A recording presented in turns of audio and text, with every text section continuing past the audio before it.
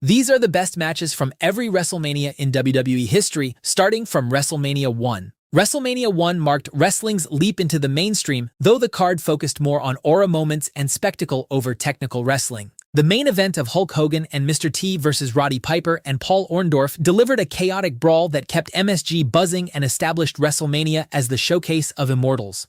However, WrestleMania 2 attempted an ambitious three-city format that ended up being a disappointment. The Dream Team vs. British Bulldogs Tag Team Championship match became the show's saving grace, as Davey Boy Smith and Dynamite Kid's technical precision overcame Greg Valentine and Brutus Beefcake in a 13-minute classic. WrestleMania 3 shattered attendance records with 93,000 fans at the Silverdome, and the show is remembered primarily for Hulk Hogan slamming Andre the Giant. While that main event created an iconic moment, but the best match from the show was Randy Savage versus Ricky Steamboat for the Intercontinental Championship. The Macho Man would steal the show once again the following year at WrestleMania 4 when he defeated the $1 Million Man in the main event to become WWF Champion in a feel-good moment. WrestleMania 5 delivered WWE's most anticipated match of that time, as months of storytelling brought Hulkamania and Macho Madness to their inevitable collision.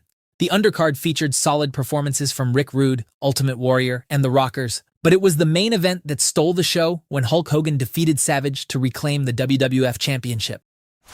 The Hulkster continued his strong showing at the grandest stage of them all when WrestleMania 6 broke tradition by placing two of its biggest stars in the main event. Hogan versus the Ultimate Warrior for both the WWE and Intercontinental Championships was a collision between two larger-than-life characters, culminating in Warrior's victory that was meant to pass the torch to WWE's next superhero. WrestleMania 7 saw The Undertaker's WrestleMania debut against Jimmy Snuka, which started the legendary streak. However, it was the emotional battle between Randy Savage and the Ultimate Warrior in a career-ending match that gave us one of Mania's most touching moments. But shifting the spotlight from the Hogans, Warriors, and Savages, WrestleMania 8 saw the dawn of the new generation era as Bret Hart defeated Roddy Piper for the Intercontinental Championship in a clash that stole the show. WrestleMania 9 stands as one of the worst manias of all time, with Hogan abusing his booking influence. But even in this wasteland of mediocrity, the Steiner brothers versus the Head Shrinkers provided a quality bout that stands as the show's sole redeemable element. WrestleMania 10 marked WWE's return to Madison Square Garden with a stacked card that delivered from start to finish, featuring Razor Ramon and Shawn Michaels in a historic ladder match. However, it was the opener between Bret Hart and Owen Hart that is remembered as the match of the night and perhaps the best opening match in WrestleMania history. WrestleMania 11 was overall a dull show with NFL legend Lawrence Taylor defeating Bam Bam Bigelow in the main event. But Diesel vs. Shawn Michaels for the WWE Championship became the night's lone bright spot, as the former best friends delivered a 20-minute encounter built around a bizarre Pamela Anderson subplot. HBK would steal the show once again the following year at WrestleMania 12 when the boyhood dream came true for Shawn Michaels in a 60-minute Iron Man match versus Bret Hart. The Hitman had the best match of the night once again next year at WrestleMania 13 as Steve Austin versus Bret Hart delivered wrestling's greatest double turn. However, it was WrestleMania 14 that signaled Austin and the Attitude Era's true arrival, as Austin defeated Shawn Michaels in a chaotic main event that crowned the Texas Rattlesnake as WWE's new face. WrestleMania 15 embraced the Attitude Era chaos with overbooked storylines and interference-heavy matches. The undercard delivered consistently solid action, but it was the main event featuring The Rock versus Steve Austin that kicked off their legendary WrestleMania trilogy and stole the show. WrestleMania 16 suffered from an unusual creative choice to avoid any singles matches, instead stacking the card with multi-person bouts and gimmick matches. However, in this chaotic circus, it was the Hardy Boys versus the Dudley Boys versus Edge and Christian in a triangle ladder match that revolutionized tag team wrestling and had fans jumping out of their seats. WrestleMania 17 stands as WWE's creative and commercial peak, with nearly every match delivering quality and the Reliant Astrodome crowd remaining electric throughout. The undercard featured TLC 2 somehow surpassing the previous year's ladder match, while The Undertaker versus Triple H and Kurt Angle versus Chris Benoit kept the card strong. The Rock vs. Steve Austin main event, ending with Austin's shocking alliance with Vince McMahon, marked the peak of the Attitude Era and had the entire industry buzzing. WrestleMania 18 centered around two massive attractions pulling the card in different directions. Chris Jericho defended the Undisputed Championship against Triple H in a relatively cold main event. But Hulk Hogan versus The Rock became pro wrestling's greatest crowd experience, as Toronto's Skydome rejected WWE's intended face-heel dynamic and kept cheering for the Hulkster. WrestleMania 19 delivered a stacked card with nearly every match providing quality and the show maintaining momentum throughout its extended runtime. Brock Lesnar vs. Kurt Angle was a beautiful main event, while The Rock and Austin delivered their trilogy's final chapter. However, it was Shawn Michaels vs. Chris Jericho in a 22-minute classic that stole the show on this night. WrestleMania 20 celebrated Mania's 20th anniversary at Madison Square Garden as Chris Benoit defeated Shawn Michaels and Triple H for the World Heavyweight Championship and celebrated with his best friend Eddie Guerrero. WrestleMania 21 launched WWE's next generation of stars with both Batista and John Cena capturing world championships in their respective main events. The Money in the Bank's debut created a new WrestleMania tradition, and Randy Orton vs. Undertaker had everyone on the edge of their seats. But it was the dream match between Kurt Angle and Shawn Michaels that emerged as the match of the night in an absolute masterpiece that showcased two of the best wrestlers of all time on the grandest stage of them all.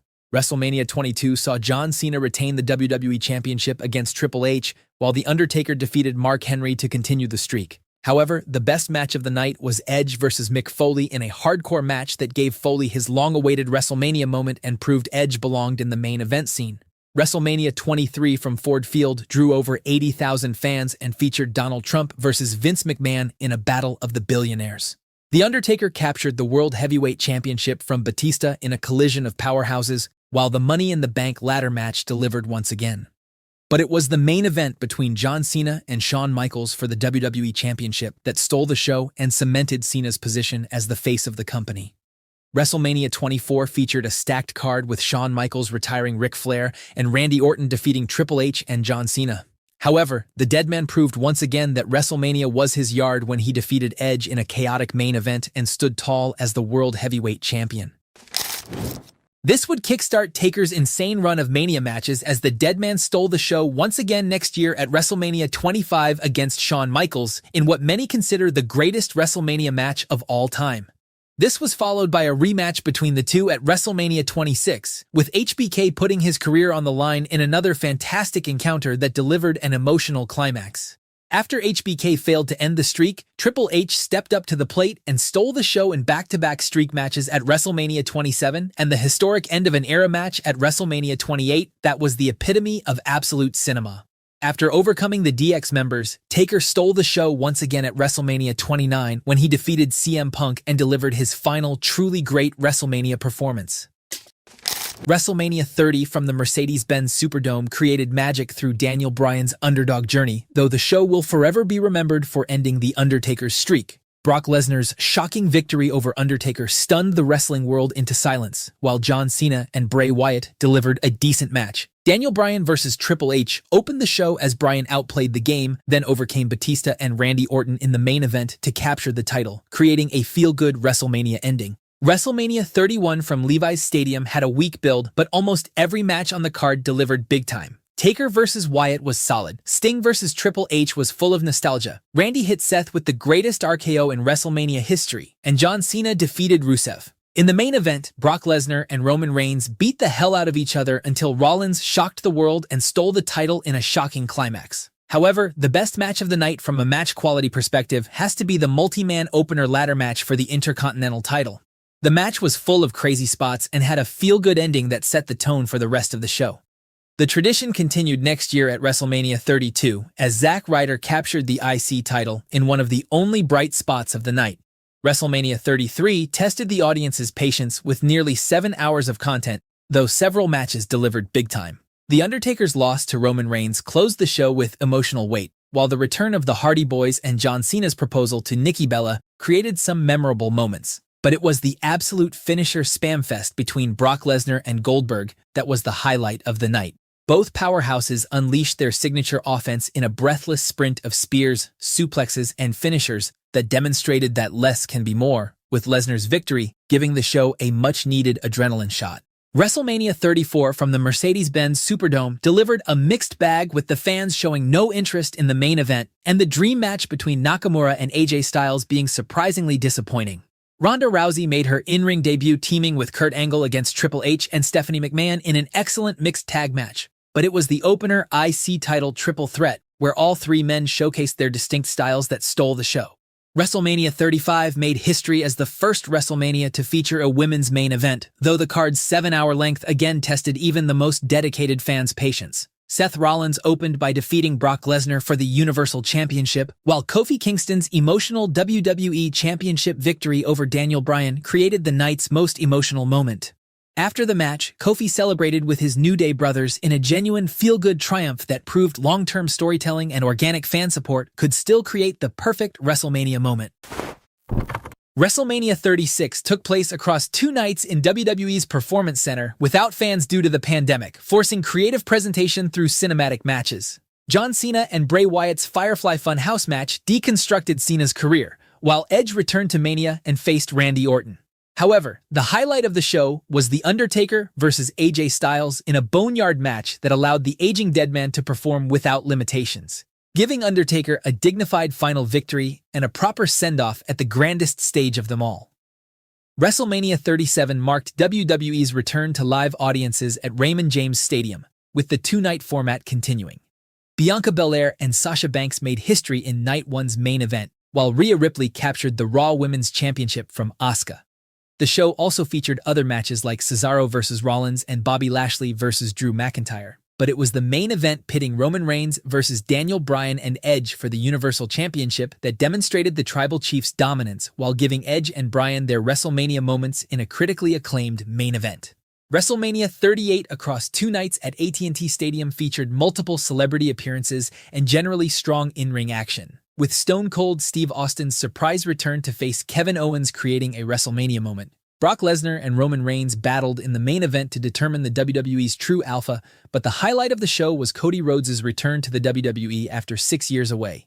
Seth Rollins vs. Cody Rhodes began Cody's redemption arc with a dream match that exceeded expectations. Rollins' flamboyant offense contrasted perfectly with Rhodes' babyface fire, announcing the American Nightmare's arrival as a top-tier WWE performer. WrestleMania 39 from SoFi Stadium delivered 2 excellent nights of action with a strong card as Rhea Ripley defeated Charlotte Flair, Rey Mysterio defeated Dominic, while Sami Zayn and Kevin Owens captured the undisputed tag team championships in emotional fashion, and Roman Reigns retained against Cody Rhodes. However, the best match of this card was Gunther vs. Sheamus and Drew McIntyre for the Intercontinental Championship that delivered 17 minutes of pure violence as the 3 big men unleashed brutal chops and power moves in what might be Mania's stiffest match ever. WrestleMania 40 from Lincoln Financial Field completed Cody Rhodes' 2-year story while delivering consistently excellent action across both nights. Rhea Ripley vs. Becky Lynch delivered, Seth Rollins dropped the world title to Drew McIntyre, and Sami Zayn ended Gunther's reign as the IC champion. But it was the main event of Night 2 that is considered one of the best endings in Mania history. Roman Reigns vs. Cody Rhodes on Night 2 featured the Bloodline Rules stipulation after The Rock and Reigns defeated Rhodes and Seth Rollins the previous night. The match escalated into chaos with Jimmy Uso, Jey Uso, Solo Sikoa, John Cena, Seth Rollins, The Undertaker, and The Rock all involving themselves before Rhodes finally hit 3 consecutive crossroads to end Reigns' 1,316-day title reign, finishing his story in another feel-good ending 10 years after Daniel Bryan's WrestleMania triumph. WrestleMania 41 was supposed to be a great show with multiple storylines reaching their conclusion, but ended up being a letdown. Fans wanted The Rock, but instead got Travis Scott, and Cena's historic 17th world title win got watered down by the involvement of a mainstream rapper. The only saving grace of this card was the brilliant triple threat main event of Night 1 that saw Seth Rollins align with Paul Heyman and defeat Roman Reigns and CM Punk. Fans expected this alliance with Heyman to catapult Rollins to the top and bring him back to his 2015 form when he was the best wrestler in the WWE, but unfortunately, things got derailed by an injury. But speaking of best wrestler, check out this video next to find out who's the best WWE wrestler from every era.